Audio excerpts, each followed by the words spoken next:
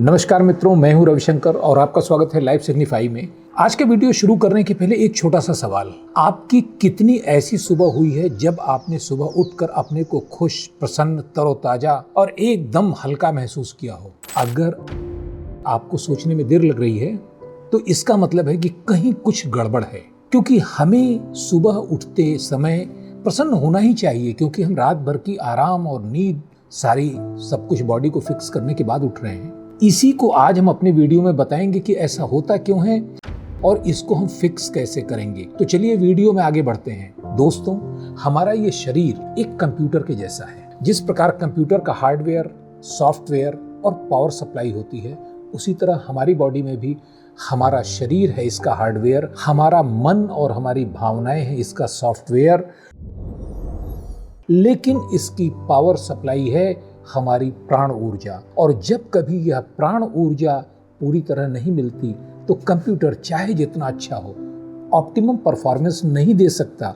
वही होता है हमारे शरीर के साथ। चलिए समझते हैं कि इस प्राण ऊर्जा को हम किस माध्यम से और कैसे ले सकते हैं, कैसे बढ़ा सकते हैं। देखिए, स्वर विज्ञान ये बताता है कि इस प्राण ऊर्जा के 3 स्रोत हैं: इड़ा, पिंगला और सुषुम्ना। इड़ा स्वर है बाई नासिका, जो चंद्र स्वर कही जाती है और चंद्रमा की जैसे शीतल और शांत करने वाली ऊर्जा से भरपूर होती है। हमारा पिंगला या दाहिनी नासिका होती है सूर्य स्वर, जो सूर्य की गर्मी, तेजस्विता और क्रियाशीलता से भरपूर होती है, और इन दोनों का संतुलन करने वाली नाड़ी होती है सुषुम्ना, जो इन दोनों के बीच में होती है, हमारी रीढ़ की हड्डी के बीचों बीच। वह सुषुम्ना नाड़ी इन दोनों शक्तियों का संतुलन करके मूलाधार से लेकर सहस्त्रार तक ऊर्जा का प्रवाह बनाए रखती है।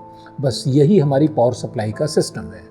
अब ये पावर सप्लाई काम करना गड़बड़ क्यों होता है इसमें, इसको अगर जानना है तो हमें ये देखना होगा कि आयुर्वेद कहता है हमारे इस भौतिक शरीर के 3 दोष हैं, त्रिदोष: कफ, पित्त, वात।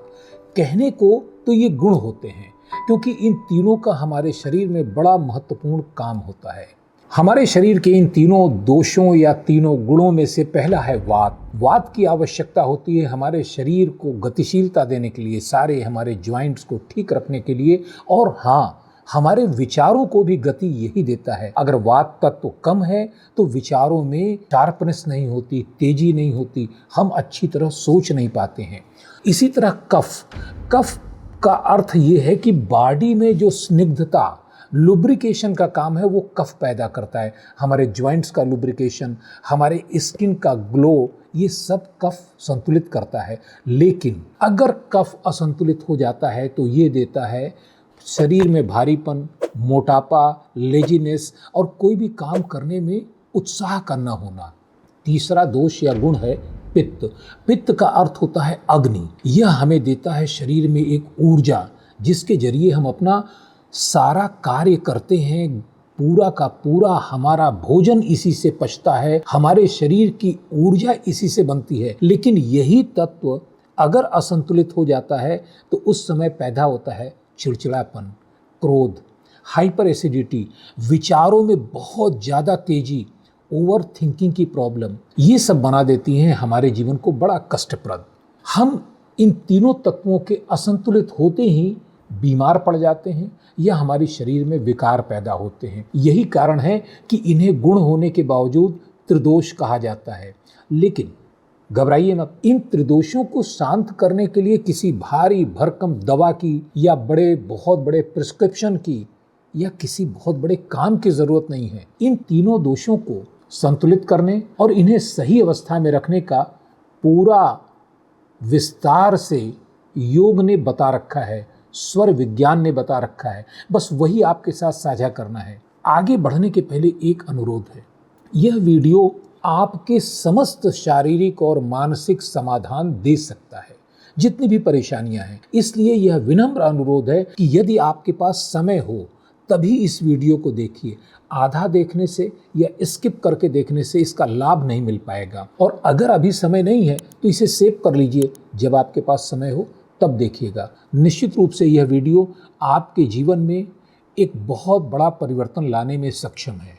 अब जबकि हम ये जानते हैं कि ये त्रिदोष अगर संतुलित नहीं हुए तो हमारे शरीर का पूरा स्वास्थ्य, पूरा मानसिक और वैचारिक संतुलन बिगड़ सकता है। तो सवाल ये है कि इनको संतुलित करने के लिए हमें करना क्या होगा। आज के इस वीडियो में हम उन्हीं तरीकों पर बात करने वाले हैं। मैं वही तरीका आपको सिखाने वाला हूं जो मैं स्वयं अपने जीवन में प्रयोग करता हूं और हजारों लोगों को प्रयोग मैंने कराया। सभी के जीवन में बड़ा सकारात्मक परिवर्तन आता है बिना किसी दवा के। कुछ दिन पहले मेरे पास एक महिला आई। उनकी समस्या थी हाइपर एसिडिटी की। हाइपर एसिडिटी, पेट में जलन, सर में दर्द, स्किन पर रैशेज हो जाना और हमेशा एक डर बना रहना मन में, कहीं कुछ गलत ना हो जाए। बस हमने 3 प्राणायाम उनकी दिनचर्या में शामिल कराए। 5-5 मिनट के 3 प्राणायाम, यानी कुल 15 मिनट। और 21 दिनों में उन्होंने कहा कि नहीं, मेरे जीवन में परिवर्तन आ गया है। अब मैं अपनी शक्तियों को समझ सकती हूँ और इन पर कंट्रोल कर सकती हूँ जो मेरे जीवन में घट रहा है। तीनों दोषों को संतुलित करने के लिए सबसे पहले अपने शरीर की जो ऊर्जा है, प्राण ऊर्जा, इसको संतुलित करना जरूरी होता है। और इसका एक सीधा समाधान है नाड़ी शोधन प्राणायाम या अल्टरनेट नॉस्ट्रिल ब्रीथिंग। इस प्राणायाम के जरिए हमारे शरीर में आने वाली प्राण ऊर्जा पूरी तरह संतुलित हो जाती है। मैंने बताया कि चंद्र स्वर का काम है शरीर में शांति उत्पन्न करना और सूर्य स्वर का काम है ऊर्जा उत्पन्न करना। अब इन दोनों तत्वों का एकदम अलग स्वभाव होने के कारण यदि कोई एक ज़्यादा चलेगा तो शरीर में असंतुलन पैदा होता है। बस इसी असंतुलन को पूरा करने के लिए सुबह 5 मिनट का नाड़ी शोधन करना है। नाड़ी शोधन करने का तरीका है शांत होकर सुखासन या पद्मासन की मुद्रा में बैठ जाएं। रीढ़ की हड्डी को सीधा रखना है और शरीर को तनाव मुक्त रखना है। अगर बैठने का अभ्यास न हो तो आप दीवार से पीठ लगाकर बैठ सकते हैं, जहां आपकी कमर और गर्दन दोनों दीवार से सटी हुई होगी। रीढ़ की हड्डी आपकी सीधी हो जाएगी। नाड़ी शोधन प्राणायाम अनुलोम विलोम की तरह ही होता है और इसे अल्टरनेट नॉस्ट्रिल ब्रीदिंग भी कहते हैं, लेकिन थोड़ा सा भिन्न होता है। अनुलोम विलोम का उद्देश्य होता है आपके सूर्य स्वर और चंद्र स्वर को आपस में बदलकर उन्हें संतुलन की स्थिति में लाना, जिससे कि हमारे शरीर की प्लस और माइनस, पॉजिटिव और नेगेटिव दोनों तरह की ऊर्जाएं संतुलित रहें और हम स्वस्थ रहें। नाड़ी शोधन प्राणायाम का उद्देश्य होता है अपनी श्वास को नाभि तक ले जाकर उसे ऊर्जावान बनाना, जिससे पूरे शरीर के सारे ऊर्जा चैनल तक एनर्जी पहुंच सके। और इसके लिए इसकी प्रक्रिया को मैं बताता हूं। रीढ़ की हड्डी को सीधा रखते हुए अपने दाहिने हाथ के अंगूठे को दाहिनी नासिका पर रखें और पहली और दूसरी उंगली को अंदर की ओर मोड़ लें। रिंग फिंगर को बाईं नासिका पर रखना है। क्लियर? अब इसको शुरू करते समय सबसे पहले बाईं नासिका से एक गहरी लंबी श्वास लेनी है जो हमारे नाभि चक्र तक जाएगी। उसके बाद उस श्वास को हमें बाईं नासिका को बंद करते हुए दाहिने से छोड़ना है, लेकिन 4 सेकंड में श्वास लेना है, उसे 4 सेकंड तक होल्ड करना है और उसके बाद 4 सेकंड में ही छोड़ना है। चलिए इसको शुरू करते हैं जिससे ज़्यादा अच्छी तरह समझ में आए।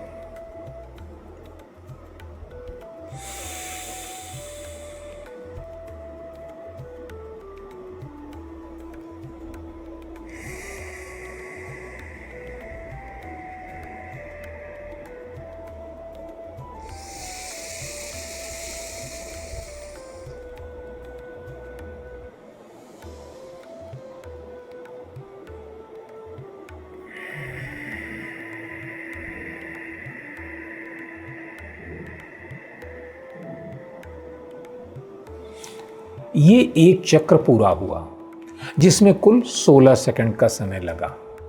4 में लेना, 4 रोकना, 4 छोड़ना।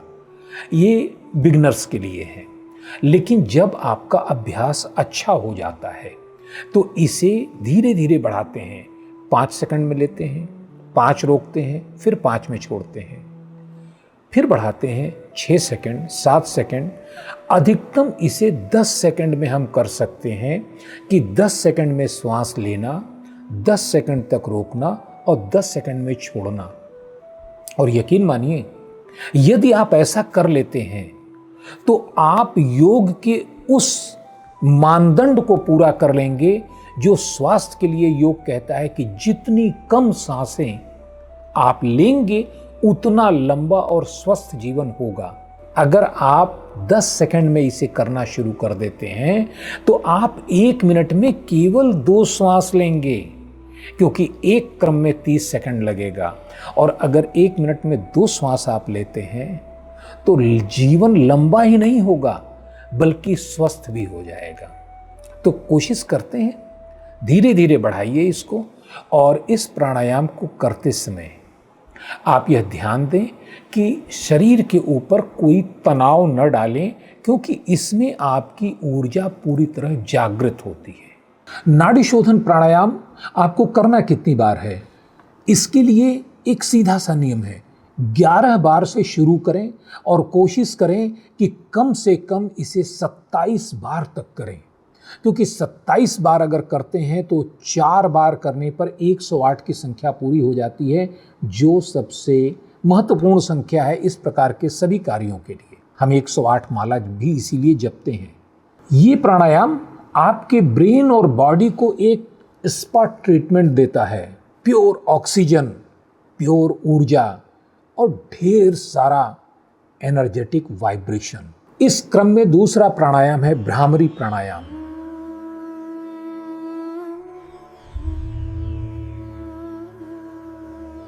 भ्रामरी को योग में ऐसा प्राणायाम कहा गया है जो आपकी सेलुलर हीलिंग से लेकर न्यूरल फंक्शन को एक साथ ठीक कर सकता है। वास्तव में इस प्राणायाम की यह खूबी है कि इसके अंदर जो ध्वनियाँ उत्पन्न होती हैं वो हमारी प्राकृतिक ध्वनियों से मेल खाती हैं। हमारी बॉडी में हर सेल रेजोनेट कर रहा है, हमारे दिमाग में हर न्यूरॉन्स वाइब्रेट कर रहा है। इनकी एक फ्रीक्वेंसी होती है और इस फ्रीक्वेंसी से तालमेल रखती हुई भ्रामरी प्राणायाम की शक्ति इनको एक अतिरिक्त ऊर्जा देती है, इनको संतुलन में लाती है और पूरे शरीर में एक बहुत ही अच्छी ऊर्जा उत्पन्न करती है। इस प्राणायाम को करने के लिए आप फिर सुखासन या पद्मासन में बैठ जाएं। प्रातःकाल का समय सबसे उपयुक्त है। रीढ़ की हड्डी को सीधी रखते हुए अपनी आंखें बंद करें। अपने दोनों हाथों के अंगूठों को अपने कानों पर रखें। पहली उंगली को माथे पर रखें, दूसरी उंगली को या मध्यमा उंगली को अपनी आंखों पर रखें, तीसरी उंगली को अपने नाक पर रखें, चौथी उंगली को अपने होठों के बगल में रखें। इस प्रकार से ये षड मुद्रा कही जाती है, योग की मुद्रा है। भ्रामरी प्राणायाम करने के लिए सबसे उपयुक्त है। इसको जब आप यहाँ रख लें, इसके बाद कानों को पूरा बंद करते हुए, नासिका को बंद नहीं करना है, केवल आंखों को बंद करना है। आप सांस नासिका से लेंगे, जो भी नासिका चल रही है, दाईं या बाईं जो भी चल रही है, इससे कोई फर्क नहीं पड़ता। उससे आप पूरी गहरी और धीमी श्वास लेंगे। श्वास लेने के बाद मुंह को बंद रखते हुए नाक से ध्वनि उत्पन्न करनी है, भौंरे के गुंजन जैसी। हनी बी या बम्बल बी, इनकी जो आवाज़ होती है, गूंज की आवाज़ होती है, गूं की आवाज़ जो होती है, इस तरह की ध्वनि उत्पन्न करनी है। मैं करके दिखाता हूं।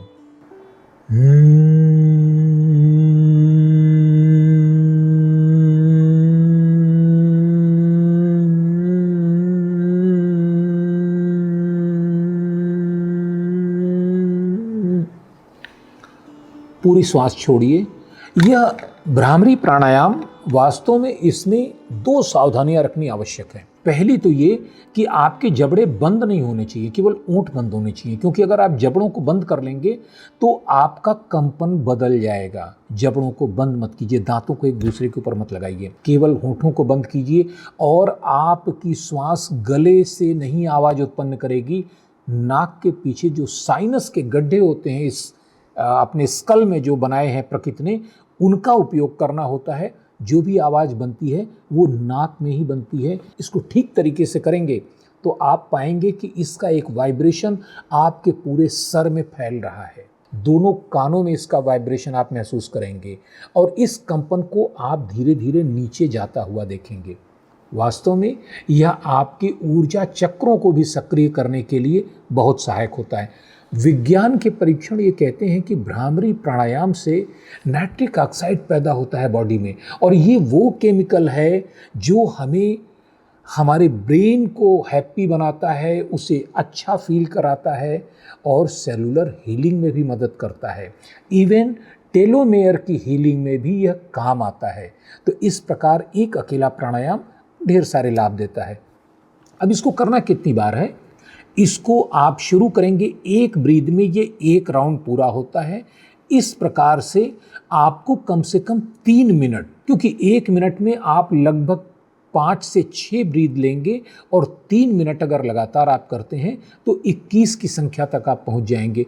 करना तो वैसे इसे 5 मिनट तक चाहिए जिससे ऑप्टिमम लाभ मिलता है, लेकिन आप शुरुआत इसको कर सकते हैं 3 मिनट से।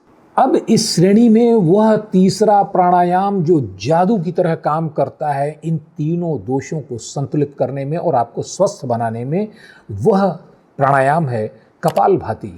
नाम इसका आपने जरूर सुना होगा, लेकिन कपालभाति को सही ढंग से किया कैसे जाता है ये बहुत कम लोग जानते हैं। वास्तव में कपालभाति अकेला ऐसा प्राणायाम है जो आपके सारे गट सिस्टम को, जिसे हम अपने पेट का हिस्सा कहते हैं, उसको एक साथ ऊर्जा देता है, सक्रिय करता है, और इसका सीधा प्रभाव पड़ता है मणिपुर चक्र पर, यानी नाभि चक्र पर। नाभि चक्र वह स्थान है जहां हमारे शरीर की सारी नाड़ियां, ऊर्जा की नाड़ियां, 72,000 नाड़ियां आकर के मिलती हैं। और यह इतना महत्वपूर्ण केंद्र है कि हमारे पैदा होने के पहले माँ के गर्भ में जो भी पोषण मिलता है, जिससे हमारा विकास होता है, मन का, मस्तिष्क का, शरीर का, ब्रेन का, वो सब इस नाभि से जुड़ी हुई एक कॉर्ड के जरिए होता है। और यही कारण है कि नाभि से ही मिले हुए पोषण के कारण हमारा पूरा शरीर बनता है। ये ऊर्जा को सोखने वाला केंद्र है। हम अपने व्यस्तता में इसका प्रयोग भूल जाते हैं, हम नाभि के उपयोग को भी भूल जाते हैं, लेकिन आयुर्वेद और योग दोनों ये कहते हैं कि अगर नाभि को स्वस्थ रखना और सक्रिय रखना आपने सीख लिया तो आपको स्वास्थ्य के संबंध में कोई चिंता करने की ज़रूरत नहीं होगी। तो चलिए कपालभाति को हम करते हैं, और कपालभाति सबसे अधिक प्रभाव डालती है नाभि चक्र पर, लेकिन इसको करने का एक तरीका वही है जिसे हम प्रायः उपेक्षित कर देते हैं। हमें लगता है कि झटके से सांस लेना, झटके से छोड़ना, ये शायद कपालभाति बहुत अच्छी तरह हो रही है, लेकिन ऐसा नहीं है। कपालभाति में श्वास के लेने पर ध्यान नहीं देना है, श्वास को बाहर निकालने पर ध्यान देना है। और इसको करने के साथ साथ जैसे ही आप श्वास बाहर निकालेंगे, नेचुरली थोड़ी सी श्वास अपने आप शरीर के अंदर आ जाएगी, क्योंकि वो बॉडी का ऑटोमेटिक सिस्टम है। जो श्वास अंदर आ गई उसको लेने के लिए प्रयास आपने नहीं किया है, वो अंदर आ गई, उसे फिर से बाहर निकालना है, उसी गति से और उसी प्रक्रिया से। यहाँ ध्यान देने की बात यह है कि ये जो बाहर निकालने का क्रम है, इसको प्रति सेकंड 1 की दर से करना है, काउंट करके करना है, प्रति सेकंड 1। मैं करके आपको दिखाता हूँ। अपने बाएं हाथ को अपनी नाभि पर रखें, इस प्रकार से अपने आँखों को बंद करें, रीढ़ की हड्डी को सीधा रखते हुए और शरीर से सारे तनाव को हटाते हुए अपनी गर्दन को सीधा रखें। एक गहरी और धीमी सांस लें। आपकी नाभि अब बाहर की ओर आ गई है, जो हाथ के कारण आप महसूस कर सकते हैं। इस श्वास को आप झटके से बाहर निकालें, पूरा 100% सांस को बाहर फेंकें।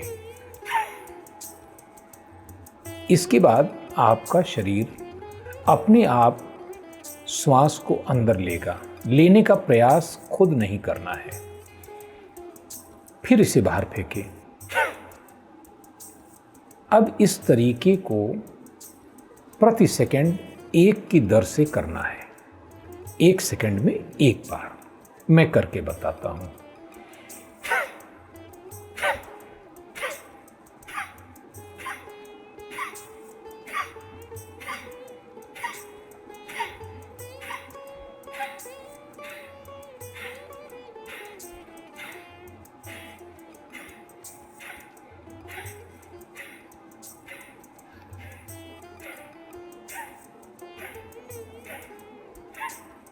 यह क्रिया प्रति सेकंड 1 की दर से करते हुए 30 बार करनी है। एक बार में 30 सेकंड में 30 बार करना है। यह एक राउंड हुआ। पहली बार जब इसे आप कर रहे हैं तो केवल 3 राउंड करें, यानी 30-30 के 3 राउंड करें, जो कुल 1.5 मिनट का समय लगता है। 30 सेकंड तक करने के बाद 10 सेकंड का विश्राम दें। इसके बाद फिर 30 करें, 10 सेकंड का विश्राम दें, फिर 30 करें। यह इसका सबसे सुरक्षित और सबसे अच्छा तरीका है। बाद में जब अभ्यास हो जाता है तो आप इसे एक बार में 100 की संख्या तक कर सकते हैं और इसका अद्भुत परिणाम आपको मिलना तो पहले दिन से ही शुरू हो जाता है, जब आप देखते हैं कि आपका डाइजेशन सही हो गया, आपका कॉन्स्टिपेशन खत्म हो गया, जो हमेशा सर भारी रहता था और ऊर्जा की कमी लगती थी वह कम हो जाता है। तो इस प्रकार से यह अद्भुत परिणाम कपालभाति का आपके जीवन में सकारात्मक परिवर्तन लाने वाला होगा। यहाँ एक बात और ध्यान देने की है जो मैं आपको बताना चाहूँगा कि इन प्राणायामों को इसी क्रम में करना आवश्यक है, क्योंकि यह जो क्रम बनाया गया है यह बहुत अभ्यास और बहुत अनुभव के बाद बने हुए क्रम है, जिसका योग समर्थन करता है। सबसे पहले नाड़ी शोधन के द्वारा आप अपनी ऊर्जा को संतुलित करते हैं। भ्रामरी के द्वारा आप अपने पूरे शरीर के कंपन को नियंत्रित करते हैं, वाइब्रेशन को पूरी तरह ट्यून करते हैं, और जब ये दोनों ट्यून हो जाती है तो उसके बाद कपालभाति के द्वारा आप अपने शरीर को वह ऊर्जा प्रदान करते हैं जिसकी उसको अपने को स्वस्थ करने के लिए ज़रूरत होती है। यदि आप इन तीनों प्राणायामों को, जिनमें मुश्किल से 15 मिनट का समय लगता है, इसी क्रम में करने को तैयार हैं, तो मेरा आग्रह है कि कल से इसको करके देखिए। अपने अनुभव को जरूर कमेंट में लिखिएगा, क्योंकि मैं पूरा विश्वास रखता हूं, मुझे ये पूरा विश्वास है कि अगले 21 दिनों में आप अपने स्वास्थ्य में ऐसा चमत्कारिक परिवर्तन देखने वाले हैं, जिसके बाद आप स्वयं कमेंट करके हमें बताएंगे। अपने अनुभव से साझा कीजिएगा अपना अनुभव। और हाँ, अगर वीडियो आपको अच्छा लगे तभी इसे लाइक कीजिएगा, वरना मैं कहूँगा कि आप लाइक मत करें। और अगर उपयोगी भी लगे तो एक काम और कीजिएगा, अपने उन दोस्तों को भी भेजिएगा, शेयर कीजिएगा जिनको स्वास्थ्य संबंधी परेशानियां हैं। गला जलता है, पेट में गैस ज़्यादा बनती है, सर में दर्द अक्सर रहता है, जोड़ों में दर्द रहता है और प्रोक्रास्टिनेशन है, क्योंकि ये तीनों दोषों का कमाल है और इनको नियंत्रित करके ही जीवन खुशहाल है। तो धन्यवाद दोस्तों, आप अपना ध्यान रखिएगा। तब तक के लिए जय हिंद, जय भारत।